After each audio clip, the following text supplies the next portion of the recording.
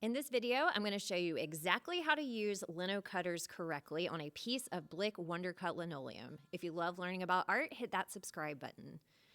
First, a lino cutter gouge looks like this, and in the handle of the lino cutter, there are several blades that are stored. So I have a longer video on how to actually change the blade because it's a little tricky. I actually don't let my students do that part. I will show you my strategy for in the classroom, but it comes with a variety of different sizes that are perfect for line variety. And then you store them in the handle, and then you unscrew lefty-loosey, and you can see that it opens up. And then on one side of the blade is kind of like a softer U shape. That goes into this section here. Righty-tighty, you screw that closed, make sure that it goes naturally, and then that is how you change the lino cutter. Again, my students don't do this part, and if you want a slower, more step-by-step version, click the link above, and I'll show you exactly how to do it. This is how I organize for a classroom setting. So I separate them by small, medium, and large, and then that way students never have to drop the blades on the ground. I don't have to worry about blades being taken out of the classroom. And if you're an art teacher with trust issues, I recommend this strategy. And then you can even have students sign it out so you know exactly who has what with your expensive and potentially dangerous tool in a classroom setting. So I number them and I separate them by size. My students really love the fine liner. Sometimes I don't let them have the fine liner until a couple days into carving because some of them want to just use just the small one, the whole amount. So on this piece of linoleum, I took a Sharpie and I have a nice black area covered so that you can see my work. Another optional tool you can use is a bench hook. And what that does is the one edge clips onto the edge of the table, and then it stops your linoleum, so it has a really nice place to stop. They're a little expensive, and I have really large classes. This Blick WonderCut linoleum really is great. It's easy, smooth to cut. So as long as you are just cutting away from yourself, you shouldn't have any issues. And a bench hook is not necessary. It's just a nice addition. Now let's break down the actual technique of how to carve the linoleum with the lino cutter. So first of all, you always support with your hand and cut up and away. You never cut towards yourself. You would be surprised how much these can cut. Then you're going to have your linoleum cutter lay flush with the linoleum. You can turn it side to side. Just make sure you're not pointing towards your hand.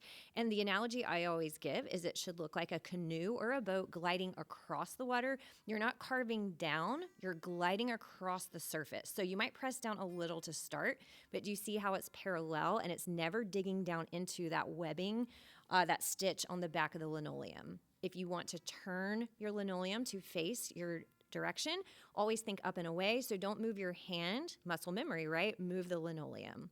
Here's what it looks like with the medium-sized cut. You can see it is much smaller, so this is great for detail work too. The fine liner sometimes I feel like doesn't cut down as much as I would like. This is the one that I use the most. You can see the line variety is very different here. Again, I'm turning so I can always cut up and away.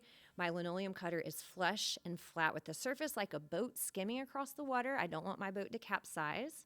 Here is my student's favorite, the fine liner, the smallest one. And you can see that it's just about, I mean, it's smaller than the medium one, but not by much. So I do hide this one from my students until it's time for the detail work.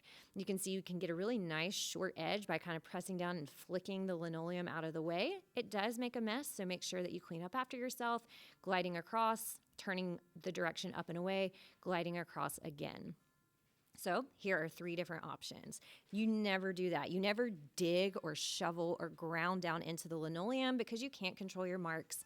You want to always go across. So here's a finished one after all the cuts, and this one has been printed so you can see the black ink. And remember, with printmaking, it always prints mirror image. So here is what the print looks like with the cuts that I made.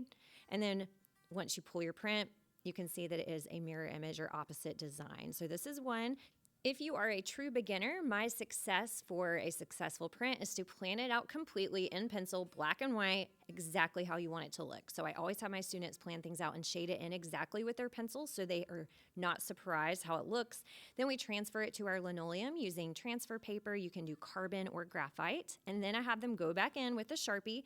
So when they have the linoleum cutter in their hand, they don't have to question what they cut away and what they leave behind. The black areas are left behind, and anything that's not black, we carve. So you would use the larger linoleum cutter for the large spaces. As you can see, I'm not actually doing it. Don't do that. And then you would use the small one for the smaller spaces. Here's another example of a student who had excellent control and line variety. This one is just stunning. So that's how you use the tool. And if you want to learn how to actually do linoleum printmaking and come up with a design, follow me for more and click the link above for some more printmaking videos. Thank you so much for sticking around and making art with me. And if you're interested in more printmaking videos, check these out. Find my website, thatartteacher.com, for all of my free lessons, student examples, and videos. Perfect for artists learning at home, homeschool, or of course, public education.